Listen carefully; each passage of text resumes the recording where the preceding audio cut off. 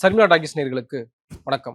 இந்த நேர்காணலில் நாம் சிந்திப்பவர் திராவிட இயக்க சிந்தனையாளர், பேச்சாளர் திரு மதிமாறன் அவர்கள். கரூருக்கு முதல்வராக பொறுப்பேற்ற பிறகு முதல் முறையாக விஜய் அவர்கள் போயிருக்காரு, உரையாற்றி இருக்கிறார். அது நீங்கள் பார்த்துருப்பீங்க. உங்களுக்காக தான் பார்த்தேன்.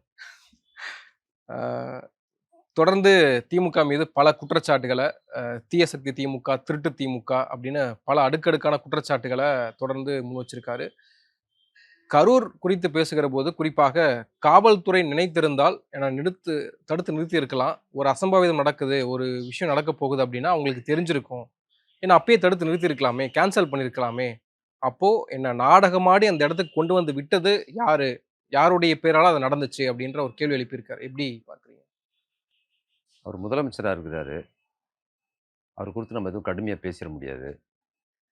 சாதாரணமாக பேசினாலே கைது நடவடிக்கை அது இதுன்னு வர சொல்கிறாங்க. இன்றைக்கி அவர் பேசியிருக்கிற பேச்சு அவர் ரொம்ப இழிவாக திமுகவை பற்றி பேசுகிறாரு. பதிலுக்கு அதே வார்த்தைகளை பயன்படுத்தி பேசணுங்கிற ஒரு கண்ணோட்டம் எல்லாருக்குமே தோணும். ஆனால் எவ்வளோ பொய் சொல்கிறாரு இந்த பேச்சில் அப்படிங்கிறது. மக்கள், அப்பாவியான மக்கள் அவர் ஓட்டு போட்டிருக்கிறாங்க.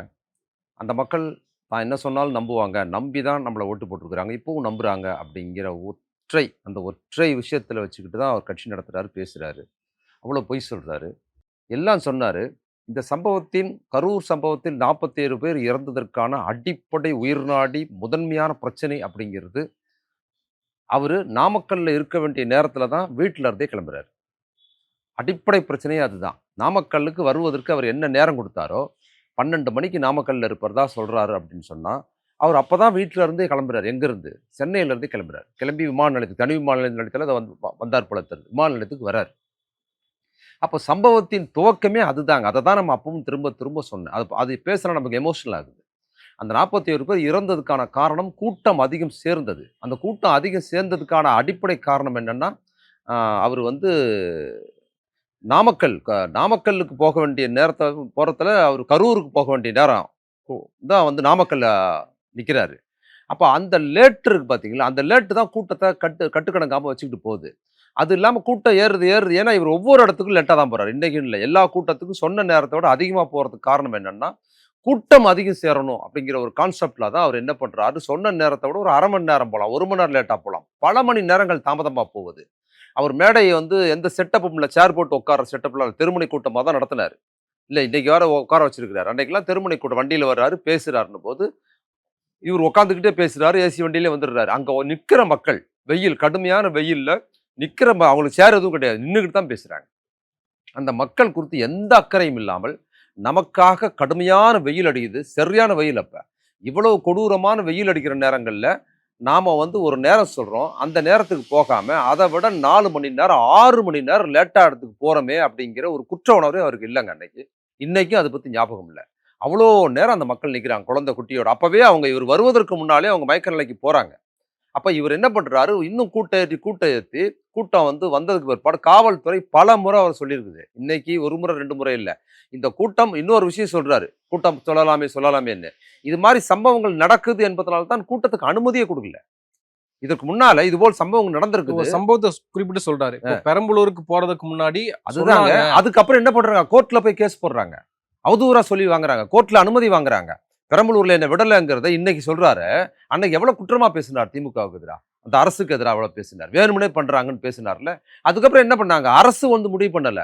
அப்புறம் என்ன பண்ணாரு, இவங்க நீதிமன்றத்துக்கு, கோர்ட்டுக்கு போய் பர்மிஷன் வாங்குறாங்க. இவ்வளவு கூட்டம் வருது, பிரச்சனையாகுன்னு தான் போலீஸ் சொல்லுது. அன்னைக்கு இருந்த திமுக அரசு சொல்லிச்சு, அன்னைக்கு இருந்த காவல்துறை சொன்ன போது அதற்கு எதிராக இவங்க கோர்ட்ல போய் முறையீடு பண்ணி அனுமதி வாங்கி வராருங்க. எவ்வளவு பொய் பேசுறாரு பாருங்க. இது வரலாற்றுல பல 50 வருஷத்துக்கு முன்னால், 100 வருஷத்துக்கு முன்னால, 1000 வருஷத்துக்கு முன்னால் சொன்னாங்கல்ல, 5 மாசத்துக்கு முன்னால, 6 மாசத்துக்கு முன்னால உள்ள நடந்த சம்பவங்கள் கண்ணு முன்னால் எப்படி திருச்சி பேசுறாங்க, எவ்வளவு பொய்யா பேசுறாங்க அப்படிங்கிறதுக்கு இவரே ஒரு சாட்சியா இருக்கிறார். ஒரு முதல்வர் ஆனதுக்கு பிற்பாடாவது கண்ணியமா அவர் பேசணும்னா அதுவும் இல்லை, பொய்யா பேசுறாரு. அந்த சம்பவத்தை சொல்லவே இல்லை. அதுக்கப்புறம் கூட்டம் கரூருக்குள்ளார அவர் 4 மணி நேரம் 6 மணி நேரம் லேட்டா உள்ள வராரு. அந்த மக்கள் அவரை பார்க்கறதுக்காக நிக்கிறாங்க.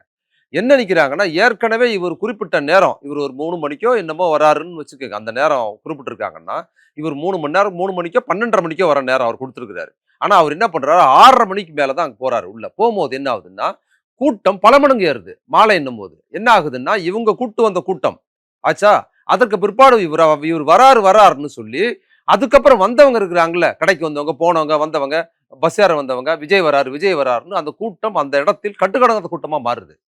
அவ்வளவு கூட்டம் ஏறினதுக்கு பிற்பாடு இவ்வளவு கூட்டம் நிக்குது, காவல்துறை சொல்லல, சொல்லியிருந்தா போயிருப்பேன்லாம் சொல்றீங்கல்ல. உங்களுக்கு மனசாட்சி இல்லையா? நீங்க அவ்வளவு கூட்டம், அது வந்து ரோட்ல நடக்கிற ஒரு கூட்டம். திறந்த வெளி அரங்கமோ, மைதானத்துல நடக்கிற கூட்டம் கிடையாது. அப்ப அவ்வளவு கூட்டம் நிக்குதுன்னு பார்த்தாவே உங்களுக்கு தெரியும்போது, நீங்க என்ன பண்ணியிருக்கணும்? உங்கள அக்கறை உள்ள தலைவரா என்ன பண்ணியிருக்கணும்? குறைந்தபட்சம் நீங்க வந்து அவ்வளவு பெரிய பஸ் கொண்டு வந்தீங்கல்ல, அந்த பஸ்ஸ விட்டு இறங்கி ஒரு கார்ல மாறி நீங்க உள்ள வந்திருக்கணும் கூட்டத்துக்கு. இல்லையா? அது என்ன பண்றாருன்னா, இவர் என்ன பண்றாரு? ஏத்தி அத மக்கள் அதான் ஒருத்தர் உள்ள நுழையிறது கூட முடியாத கூட்டங்க அது. அப்படி நிக்குது, பிதுங்கிக்கிட்டு நிக்குது. 100 பேர் நிக்கிற இடத்துல பல்லாயிரம் பேர் நிக்கிறாங்க. 100 பேர் கெப்பாசிட்டி, 100 பேர், 200 பேர் அல்லது 1000 பேர் நிக்க வேண்டிய இடத்துல பல்லாயிரம் பேர், லட்சக்கணக்கான பேர் நிக்கிறாங்கன்னா எப்படி இருப்பாங்க? ஒருத்தர் மேல ஒருத்தர், ஒருத்தர் மேல ஒருத்தர் நிக்கிறாங்க. அவ்வளவு நெரிசலில் நிக்கிறாங்க. இவர் அதுக்குள்ள என்ன பண்றாரு? உள்ள விட்டு வண்டிய பிதுக்கிட்டு போறாருங்க. கொஞ்சமாவது மனசாட்சியா பேச வேண்டாமா? நீங்க பாத்தீங்களா? இது எதுவுமே நம்ம மிகைப்படுத்தி சொல்ல. அவ்வளோ பெரிய வண்டி எடுத்துக்கிட்டு, அத்தனூண்டு இடத்துல நீங்க என்ன பண்றீங்க? ரோட்ல எல்லாம் நிக்கிறாங்க.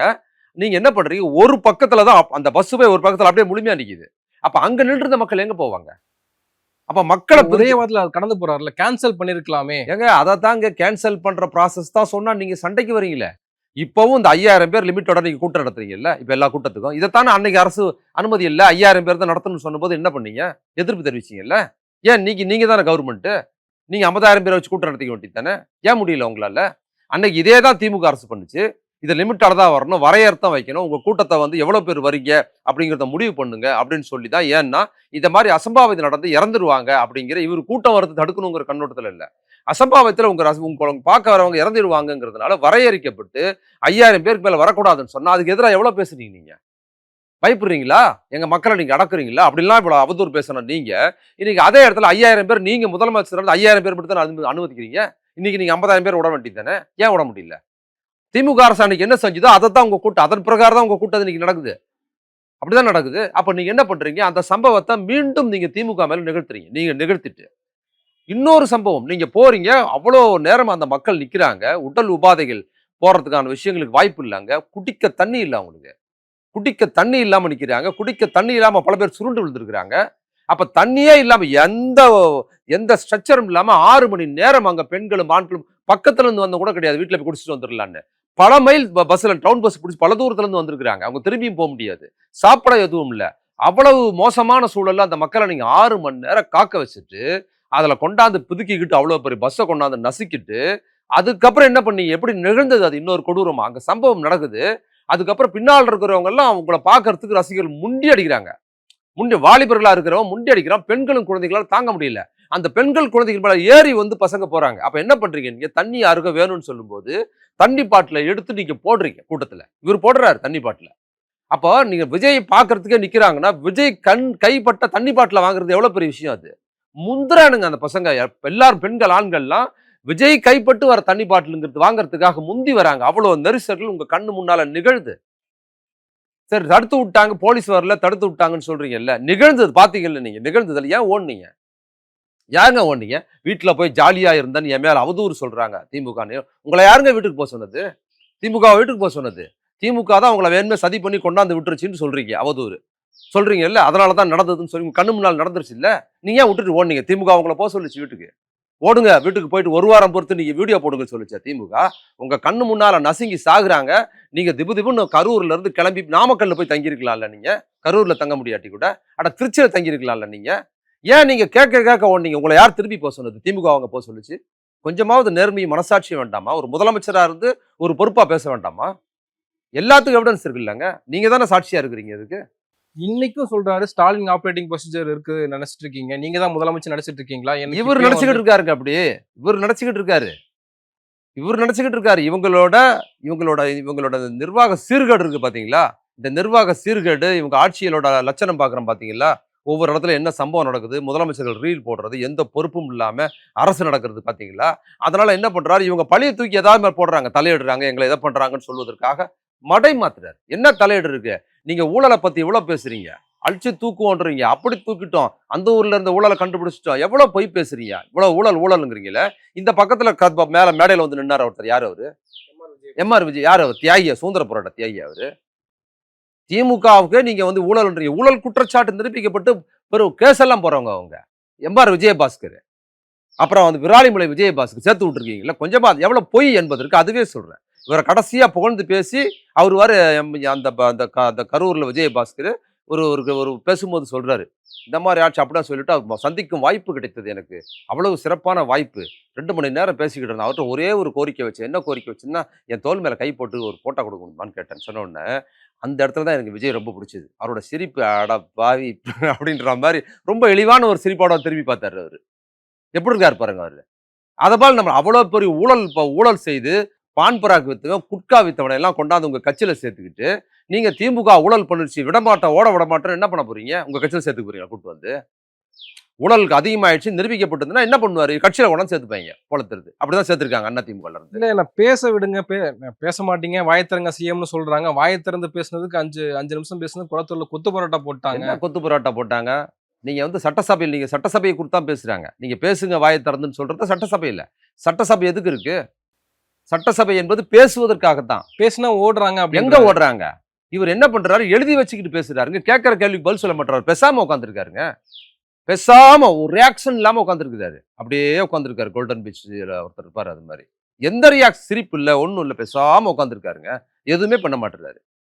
அப்ப நீங்க கேட்கிற கேள்விக்கு பதில் சொல்லணும்னா, தொகுத்து என்ன பண்றாரு? மறுநாள் எழுதி இன்னைக்கு எழுதி மனப்பாடம் கொண்டு வந்து வசனமா பேசுறாருலங்க. அது மாதிரி சட்டசபையிலயும் பேசுறாருங்க. எந்த கேள்விக்கு இங்க பதில் சொல்றாரு அவரு? இதை எதிர்க்கட்சி தலைவர் உதயநிதி கேட்கும்போது, உதயநிதி பேசும்போது குறுக்கால 10 பேர் கேட்கிறாங்கல்ல கேள்வி. பதில் சொல்றாருல்ல அவரு. எத்தனை குறுக்கீடுக்கு சபாநாயகர் அனுமதிக்கிறாரு. அதுபோல் இவர் வந்து அவதூறு பேசும்போது, திமுக வந்து எதிர்க்கட்சி தலைவர் உதயநிதி ஸ்டாலின் வந்து தாவேக அரசை பத்தி குற்றம் சொல்லி பேசும்போது குறுக்கீடு அனுமதிக்கிறீங்க, கேள்வி கேட்குறீங்க. நீங்க எப்படி சொல்லலாங்கிறீங்க? அவர் பதில் சொல்றாரு. அதே போல் வந்து திமுக குறித்து இழிவான வார்த்தைகளை வந்து விஜய் பேசும்போது அவங்க பேச கேட்டுக்கிட்டு சும்மா இருப்பாங்களா? குறுக்கீடு பண்ண அனுமதி கொடுக்கறது இல்ல. குறுக்கீடு பண்ணா ஏன் அனுமதி கொடுக்கறது இல்லைன்னா, குறுக்கீடு பண்ணா அவர் பதில் சொல்லணும். பயந்துக்கிறாரு. பதில் சொல்ல முடியாது. அவர் தயாரி மனப்பாடம் பண்ணிட்டு வந்திருக்கிறாரு. எங்கேயாவது நீங்க உள்ள ஸ்டக்கா கொடுத்தீங்கன்னா நின்றுடும் ஸ்டக் ஆகி அப்படியே. கமா, புல் ஸ்டாப்பு, ஏற்ற இறக்கம், எந்த இடத்துல வந்து சவுண்ட் கொடுக்கணும், இதோட ரெடி பண்ணி வந்து உட்காந்துருக்கிறாரு அவரு. அப்புறம் நீங்க உள்ள போய் கேள்வி கேட்டீங்கன்னா என்ன ஆகும்னா அப்படியே ஜாம் ஆயிடும். அதனால அவரை குறுக்க பேச அனுமதிக்கிறது இல்ல. மறுநாள் அப்படியே இருக்கிறாரு. எங்க பேசுறாரு அவரு? எங்க பேசுறாருங்க? மனப்பாடம் பண்ணி ஒப்புவிக்கிறாரு. கேள்விக்கு பதில் சொல்றது இல்ல. பேச்சு என்பது உரையாடல். சட்டசபை என்பது தனி சொற்பொழிவு நிகழ்ச்சிற இடம் இல்ல அது. இங்க போய் தனியா ஆவர்த்தனம் பண்ணிட்டு வரா மாதிரி பண்றது. சட்டசபை என்பது உரையாடல். கேட்கிற கேள்விக்கு மாறி மாறி பதில் சொல்லணும். எல்லாம் சொல்றாங்கல்ல, உங்க அமைச்சர்லாம் பதில் சொல்றாங்கல்ல, முதலமைச்சர் சொல்ல வேண்டாமா? உங்க அமைச்சர்கள் கூட கேட்ட கேள்விக்கு பதில் சொல்றாங்க. இனிமேல் சட்டமன்றத்துல வந்து கதவுகளை மூடி வைக்க போறோம் அப்படின்றாரு. மூடி வச்சுக்குங்க. என்ன மூடி வைக்க போறோம்னு? அப்ப கூட பதில் சொல்லுன்னு சொல்லல அவரு. கேட்ட கேள்விக்கு நான் பதில் சொல்லுவேன் அப்படின்னு இல்ல. மூடி வைப்பேன், கதவை மூடி வைப்பேன், தாப்பால் போட்டு வைப்பேன், சீல் வைப்பேன். ஒரே வார்த்தை. கேட்ட கேள்விக்கு பதில் சொன்னா கேள்வி கேட்கறதுக்கு அனுமதி இருந்தா உள்ள உட்கார போறாங்க. கேள்வி கேட்கறதுக்கு நீங்க பதில் சொன்னீங்கன்னா திருப்பி அவங்க கேட்க போறாங்க. இதுதானே ஜனநாயகம். கதவை மூடி வைப்பேன்னா இது என்ன ஜனநாயகமா? என்னங்க இது அநியாயமா இருக்கு? ஒரு முதலமைச்சர் இப்படி சட்டசபையில சீல் வைக்க போறாரா சுத்தி இவங்களை வச்சுட்டு? எவ்வளவு பெரிய கொடுமைங்க ஒரு பேச்சு அவங்க உட்காந்து கேட்கறது. டிவியில பார்க்கவே நம்மளுக்கு ஒரு பதட்டமாகுது. பக்கத்துல உட்காந்து பார்க்குறாங்களே இவ்வளவு மனப்பாடம் பண்ணி மாடுலேஷனோட சினிமா வாசனம் பேசுற மாதிரி இப்ப பேசுறாருப்பா. ஒரு சட்டசபையில தலைவர் பேசுற பேச்சு அப்படியே பேச இல்ல முடியும். நீங்க அப்படி சொல்றீங்க. ஆனா மக்கள் அங்க ஏங்க ரசிக்கிறாங்க. ஷூட்டிங்க பார்ப்பாங்க மக்களு. அவர் பில்டப்பா பேசுவாங்க. அவையில நீங்க ஒரு அவையில அறிவாளிகள் இருந்த அவையில கொண்டாந்து நீங்க அதே மாதிரி சினிமா மாடுலேஷன் பண்றது, இப்படி பண்றது, இப்படிங்கிறதெல்லாம் என்னதுங்க இது? கத்துறது இதான் சட்டசபையா? சட்டசபையில அப்படிதாங்க பேசுறாரு அவரு. அவரால கேள்விக்கு பதில் சொல்ல முடியாது. இவ்வளவு வீரம் பேசுறாருல, ஒரு கேள்விக்கார பதில் சொல்ல முடியும். 1 to 1. நான் பெருமைக்கு சொல்லல, இப்பவும் சொல்றேன். உதயநிதி அவரு எதிர்க்கட்சி தலைவரா இருக்க உதயநிதி, முதலமைச்சராக இருக்கிற விஜய் 2 பேரும் விவாதம் பண்ணிட்டாங்க சட்டசபையில. விவாதம் பண்ணட்டும். உங்க வீரத்தை பார்ப்போம். அதுல உதயநிதி சிறப்பா வீரமா இருக்கிறாரா, நீங்க வீரமா இருக்கிறான்னு டில் இருந்தா நீங்க சவாலுக்கு வாங்க. சொல்லுங்க சட்டசபையில் நிகழ்த்துங்க. அதை நிகழ்த்த முடியுமா? அதை சொல்லுங்க. இவ்வளவு ஓடுறாரு இல்ல, ஓடல. உன் முன்னாலதான் நிக்கிறாங்க. உங்க முன்னாலதான் உங்க அரசை வச்சு அடி அடி நடிச்சாரு அன்னைக்கு. இவ்வளவு பண்றீங்கன்னு சொல்லி உங்களையும் பேசினாரு. நீங்க பதிலுக்கு கூட உதயநிதி பேரை சொல்றது கூட நீங்க பயப்படுறீங்க. பேசவே இல்லையே. அப்ப கூட ஸ்டாலின் சார்னு பேசுறீங்க, முதலமைச்சர் எங்க அப்பா கடன் தான் பேசுறீங்களே தவிர, இன்னைக்கும் இந்த நிமிஷம் வரைக்கும் கூட உதயநிதிங்கிற பேரை சொல்வதற்கு நீங்க ஏன் பயப்படுறீங்க? உங்களுக்கு ஏன் என்ன பயம் அப்படி உதயநிதி பார்த்து? ஒரு வார்த்தை எதிர்க்கட்சி தலைவர் அவரு. உங்க சட்டசபையில் அவரு தான் இருக்கிறாரு, ஸ்டாலின் இல்ல. அங்க அவர் தானே உட்கார்ந்து இருக்கிறாரு. உதயநிதி என்பது பேரை உச்சரிப்பதற்கு ஏன் உதறல் எடுக்குது விஜய்க்கு? அதை சொல்லுங்க. அதை தான் நான் கேட்கிறேன். உங்களால சொல்ல முடியல. நீங்க சட்டசபையில நேரடியா கேள்வி கேட்டாலும் உதயநிதி பேரை சொல்ல முடியல. உதயநிதி கேட்ட கேள்விக்கு கூட அவர் பேரை சொல்லாம என்று கேட்கிறார்கள், போகிறார்கள், வருகிறார்கள் அப்படிதான் சொல்றீங்க. ஏன் பயப்படுறீங்க உதயநிதி பார்த்து? நீங்க தான் அதாவது இந்த இந்த சுடுகாட்டுக்குள்ளார நடுராத்தில் நடந்து போறவன் சத்தமா பாட்டு போவாங்களாமா. அது எதுக்குன்னா பயம் இல்லாம இருக்கிறதுக்கு தனக்கு. அது மாதிரி இருக்கு இவரோட சவுண்டு. நீங்க பேசுங்க. நல்லா கவனிங்க. இந்த இது வரைக்கும் அவர் கட்சி ஆரம்பித்து முதலமைச்சராகி சட்டசபையில் 1 to 1 எதிர்க்கட்சி தலைவரோடு 1 to 1 எதிர்க்கட்சி தலைவர் கேட்கிற கேள்விக்கு பதில் சொல்ல வேண்டிய பொறுப்பு இருக்கு. இது வரைக்கும் உதயநிதி என்கிற பேரை அவர் உச்சரித்திருக்கிறாரா காட்ட சொல்லுங்க. என்ன ஜனநாயகம் இருக்கு உங்ககிட்ட? காட்ட சொல்லுங்க. ஒரு எவிடன்ஸ் காட்ட சொல்லுங்க. உதயநிதி பேரை சொல்றதுக்கு ஏன் பயப்படுறாரு? இல்ல அவங்க கிட்ட கேட்டா அவ்வளவு ஒர்த் இல்ல அப்படிம்பாங்க. ஏங்க நீங்க வெவ்வேறு பேரை சொல்றீங்கல்ல, செந்தில் பாலாஜி அட்ரஸ் பண்றீங்கல்ல, செந்தில் பாலாஜி கரூருக்கு போய் செந்தில் பாலாஜி அட்ரஸ் பண்றீங்க, ஓடிட்டாரு, தேடுறோம் பிடிக்கலன்றீங்களா? உதயநிதின்னு சொல்லு தில்லு இருந்தா. அவர் தெளிவா இருக்கிறாரு. பேசலாம் வாங்கன்னு கூப்பிடுறாரு. என்ன வேணுமாலும் கேளுங்கிறாரு. எத்தனை பேர் சட்டசபையில் அவர் பேசும்போது குறுக்க கேள்வி கேட்டீங்க? அவர் உரையை தயார் பண்ணி வச்சிருந்தார், பேசினாரு. ஆனா உங்க கேள்விக்கெல்லாம் பதில் சொன்னாரா இல்லையா? அவரு சொன்னாரா இல்லையா? எத்தனை பேர் குறுக்கிட்டீங்க நீங்க? சபாநாயகர் எத்தனை பேரை குறுக்கிட வச்சீங்க? அவரு சபாநாயகர் வேற குறுக்கிடுறாரு. எல்லாம் குறுக்கிடுறாங்க. குறுக்கிட கேள்வி கேட்கறது அவரு முதலமைச்சரை பார்த்து. முதலமைச்சர் மட்டும் பேசாம உட்காந்துருக்காரு. அவர் எழுந்து மறுநாள் எல்லாம் ரெடி பண்ணிட்டு வந்து ஹோம்ஒர்க். அதான் நான் முதல் சட்டசபை நிகழ்ச்சியிலே சொன்னேன். விஜய்க்கு வந்து உதயநிதி ஹோம்ஒர்க் கொடுக்குறாருன்னு. ஹோம்ஒர்க் மறுநாள் போய் வீட்டில் போய் வீட்டு பாடம்லாம் ரெடி பண்ணி மனப்பாடம் பண்ணி மறுநாள் வந்து சட்டசபையில் ஒப்பிக்கிறார். ஏற்ற இருக்கத்தோட. இதுல அண்ணா திமுகவும் திமுகவும் தீய சக்தியும் தூர்ந்து போன சக்தியும் வேற வேற அண்ணா கிடையாது. திமுக கூட சொல்ல அவருக்கு தைரியம் இல்ல. அண்ணா அதுதான் வந்து அதான் சொல்றேன்ல, எதை சொல்வதற்கு ரைட்ஸ் இருக்குங்கிற அவருக்கு. பூரா வந்து அங்க இருக்கிற எம்எல்ஏவெல்லாம் கூப்பிட்டு வந்து ராஜினாமா பண்ண வச்சு கட்சியில சேர்த்துக்கிட்டு இருக்காரு. ஊழல் பெருச்சாளிகளை, ஊழல் வழக்குல வந்து கைதானவங்கள. எந்த பேர அரசியலும் செய்ய வேண்டிய அவசியம் எனக்கு இல்ல அப்படின்றாரு. அப்புறம் எப்படி சரி சும்மாவே வந்துட்டாங்களா அவங்க? அப்படியே வச்சுப்போம். இதுல பேரமே இல்லை, குதிரை பேரமே இல்லை. நியாயமா தான் அவங்க கட்சியில் சேர்ந்திருக்காங்கன்னா, ஊழல் பணம் நீங்க ஏன் கட்சியில் சேர்ந்திருக்கீங்க? என்னங்க நீ நியாயமானவன சேருங்க. ஊழலே நடக்கல. நீங்க குதிரை பேரம் கொடுக்கல, சோப்பா கொடுக்கல, எதுவுமே கொடுக்கல. அவங்களா வந்து கட்சியில சேர்ந்துட்டாங்கன்னா வச்சுப்போம். இப்படி போல் ஊழல் குற்றச்சாட்டு நீங்க ஊழல் ஒழிப்பேன்றீங்கல்ல, ஊழல்ல பிரதானமான குற்றவாளிகளா இருக்கிறவங்கள கொண்டு உங்க கட்சியில சேர்த்துருக்கீங்களே, என்ன நியாயம் இது? அந்த மக்கள் அப்பாவி மக்கள். நீங்க சொல்றதா நம்பி அவங்க கை தட்டுறாங்க. அந்த கரூர் விஜயபாஸ்கரன் மேடையில சாட்சி. நீங்க உங்க ஆட்சியின் சாட்சியே தான். நீங்க எவ்வளவு பெரிய ஊழல் பண்றீங்க, பண்ணிக்கிட்டு இருக்கீங்க. இப்போ ஏதோ அந்த இந்த துறையில பெரும் ஊழல் நடந்திருக்குது, பிரச்சனை ஓடிக்கிட்டு இருக்குல்லங்க. ஒவ்வொரு போஸ்டிங் இவ்வளவு வாங்கியிருக்கிறாங்கன்னு. கட்சியில சேர்க்கறதுக்கு வந்து ஒவ்வொருத்தரையும் கூப்பிட்டு கூட்டணி கட்சிகளை கூப்பிட்டு உள்ள வந்து பேரம் சேர்க்கறது, வெளியில இருக்கிற அதிமுக உறுப்பினர்களை ராஜினாமா பண்ணிட்டு வந்து கூப்பிட்டு வந்து சேர்க்கறதுன்னு சொல்லி எந்த வகையிலும் நியாயமா இருக்குது இந்த கட்சி? எந்த வகையில நியாயமா நேர்மையா இருக்கிறாங்க? ஊழலை தவிர. ஆனா லஞ்சத்தை ஒழிச்சிருக்கிறோம், லஞ்சமே கிடையாது. நீங்க எந்த கவர்மெண்ட் ஆபீஸ் வேணாலும் பாருங்க. நீங்க போய் கவர்மெண்ட் ஆபீஸ்ல பார்த்துட்டு சொல்லுங்க. அவர் சொல்றாரு, போய் சொல்லுங்க. கவர்மெண்ட் ஆபீஸ்ல எங்க வந்து வேலை நடக்குது, எங்க லஞ்சம் இல்லாம நடக்குது, கொஞ்சம் நியாயமா பேசணும். இதே திமுக திராவிட மாடல் ஆட்சியில் திமுக தலைவர் ஸ்டாலின் இருந்தபோது ஒரு சம்பவம் பண்ணார். என்ன பண்ணாரு? அரசுக்கு ஒவ்வொரு எளிய மக்களும் கவர்மெண்ட் ஆபீஸுக்கு வந்து இந்த ஆபீஸுக்கு போனா இது இங்க இல்லம்மா, கலெக்டர் ஆபீஸுக்கு போம்பாங்க. கலெக்டர் ஆபீஸுக்கு போனா கலெக்டர் ஆபீஸ் கிடையாதுமா, நீங்க இதுக்கு வந்து முனிசிபல் ஆபீஸுக்கு போகணும்னு அலைய விடுவாங்க. இந்த தொல்லையே வேண்டாம் என்பதற்காக உங்களுடன் ஸ்டாலின் ஒன்று போட்டு மக்கள் எந்த பகுதியில் வாழ்கிறார்களோ அந்த பகுதியிலே அதிகாரிகள், கலெக்டர், தாசில்தார் எல்லாரையும் அவங்க இடத்துக்கு வர வச்சாருங்க. வர வச்சு உங்க கோரிக்கையில எழுதி கொடுங்கன்னு சொல்லி 10 பைசா செலவு இல்லாம, அலைச்சல் இல்லாம அவங்க சாவகாசமா வந்து எழுதி கொடுத்து வீட்டுக்கு போறதுக்குள்ள எஸ்எம்எஸ் வந்து சாதிச்சாரா இல்லையா? பொய் சொல்லாதீங்க நீங்க. இது வரைக்கும் இந்திய வரலாற்றிலே கிடையாதுங்க. அது செஞ்சாரு. இந்த மக்களுக்கு, பயனாளர் மக்களுக்கு தெரியும் எவ்வளவு பேருக்கு எவ்வளவு விஷயங்கள் பண்ணி கொடுத்துருக்காங்க. அதிகாரிகளை தேடி போடுறதில்ல, அதிகாரிகள் இவங்கள தேடி வந்தாங்க. சரி, ஆபீஸ்ல வேலை பாரு குமஸ்தா, கிளர்க்கு அவங்க இல்ல, கலெக்டர், சப் கலெக்டர், தாசில்தார் இவங்கெல்லாம் மக்களை தேடி மக்கள் இருக்கிற இடத்துல முகாம் போட்டு அவங்களுக்கு நலத்திட்டங்கள் பண்ணி கொடுத்துட்டு போனாங்க. இல்லப்பா, திட்டங்களால பயனடைந்த மக்கள் தானே விஜய்க்கு வாக்கும் அளித்திருக்காங்க. ஆமா, அதற்கு ஓட்டு போட்டதற்கு அவர் மேல உள்ள பிரியம். ஒரு நடிகரா இருக்கிறாரு, ஒரு முறை போடுவோமே அப்படின்னு ஜாலியா போட்டுருக்காங்க. அவ்வளவுதான். 1000 ரூபாய் வாங்கின மக்கள் தான் போட்டிருக்காங்க. அதை தான் ஒரு அட்வான்டேஜ் எடுத்து பேசிட்டாரு. லஞ்சம் வாங்கலன்றாரு. மக்களை தேடி அனுப்புனாருங்க போன ஆட்சியில ஸ்டாலின், திராவிட மாடல் ஆட்சியில அதிகாரிகளை. எவ்வளவு பொய் சொல்றாரு பாருங்க. பக்காவா பொய்யா பேசுறாரு.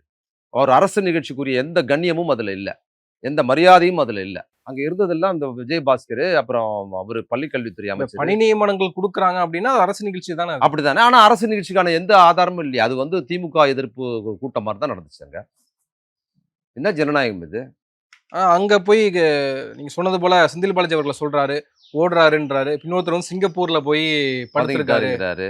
அப்படின்றாரு. அப்போ நீங்க ஊழல்னு சொன்னா அங்கேயும் எல்லாத்தையும் சொல்லுவாருங்க. ஆனா உதயநிதி பேரை மட்டும் அவர் சொல்ல மாட்டாருங்க. உதயநிதினா பயங்க அவருக்கு. சொல்லுங்க.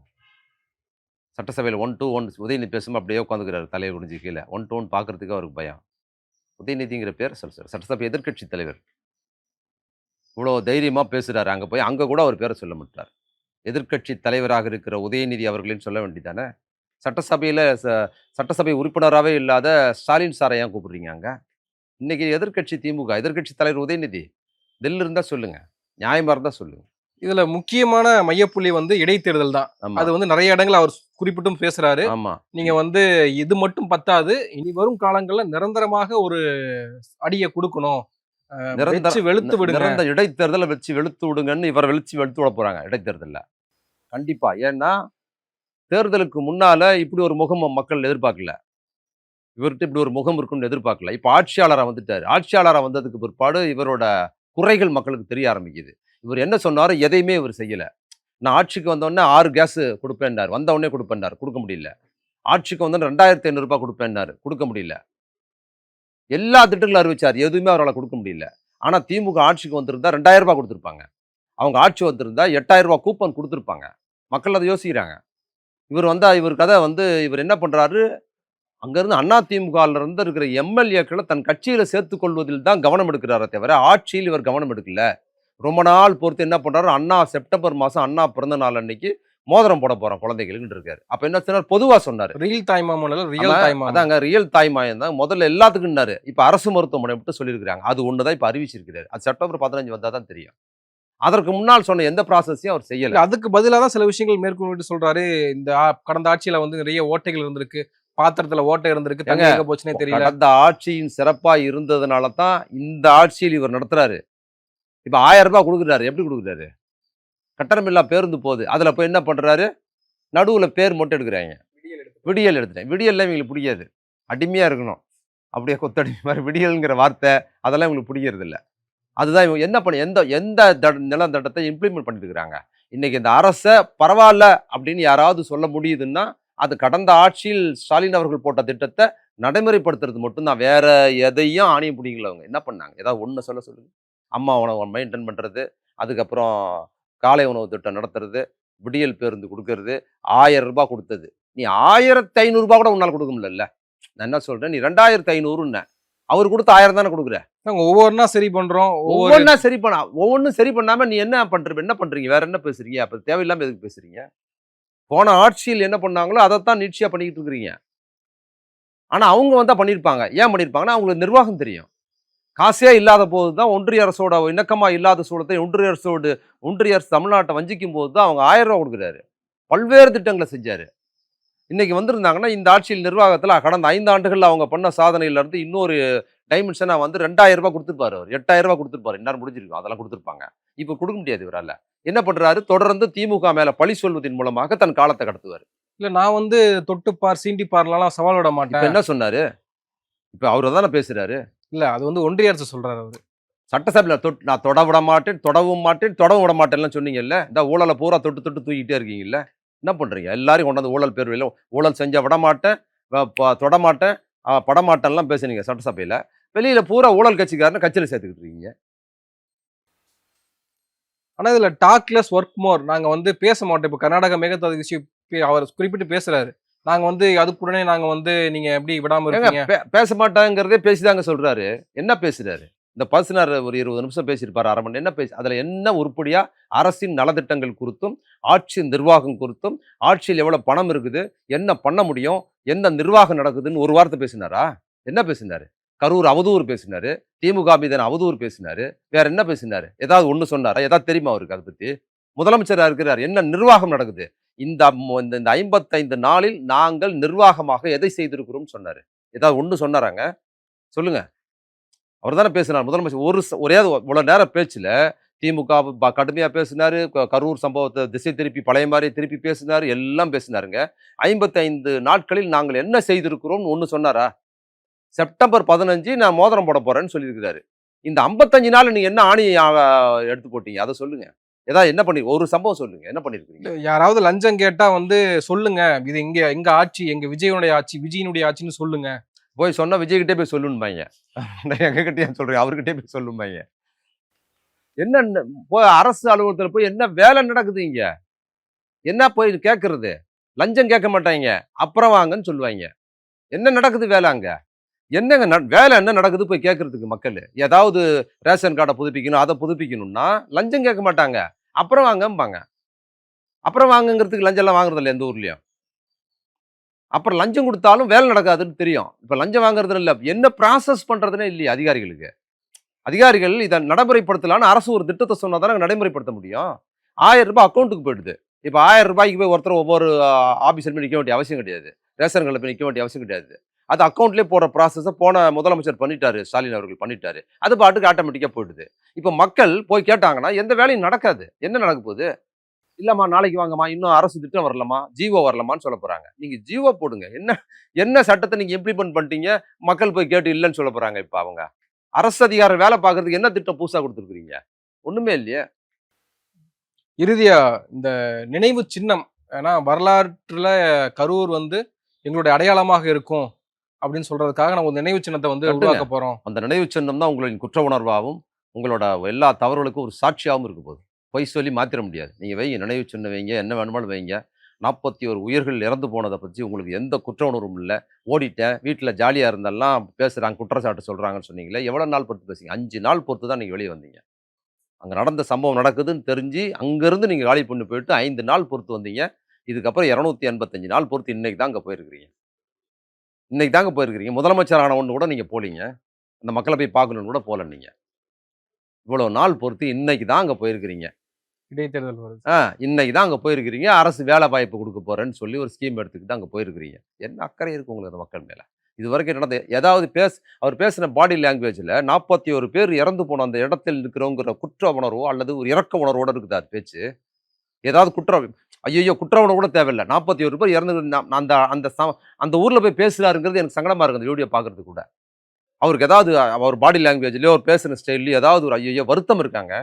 41 பேர் நடந்த இதுதான். குழந்தை நசுங்கி செத்த இதுதான் வருத்தம் இருக்கா முதலமைச்சர் பேச்சுல, ஒரு வார்த்தையில? எவ்வளோ சவடாலு, எவ்வளவு மோசமான வார்த்தைகளு திமுகவ குறித்து. இப்படிலாம் வந்து 41 பேர் இறந்த சோகம் மனசுல இருந்தா, இப்படியெல்லாம் ஒருத்தர திட்டி பேச முடியுமாங்க அங்க? நான் நீங்க இன்னொன்னு இப்படி சொல்றேன். பாக்குறீங்க. ஆனா இன்னொன்னு மக்கள் சொல்றேன். இப்படி சொல்லிட்டு சொன்னீங்கல்ல, 41 பேரை படுகொலை செய்தது திமுகன்னு கூட சொல்ல முடியலல்ல உங்களால? இதுக்கு முன்னால சொல்லிட்டு தானே இருந்தீங்க. நீங்க பண்ணலன்னீங்க. எங்க மேல குற்றம் சொன்னீங்கல்ல. இதுக்கு முன்னாலலாம் நீங்க என்ன பண்ணீங்க? திமுக பண்ணிட்டு செந்தில் பாலாஜி பண்ணிட்டாரு, ஸ்டாலின் சார் பண்ணிட்டாரு, எங்க மேல பழி போட்டாருன்னு சொன்னீங்கல்ல. அதிகாரத்துக்கு வந்துட்டீங்கல்ல. 41 பேர் நாங்க பண்ணல, திமுக தான் பண்ணுச்சுன்னு சொன்னீங்களா இங்க?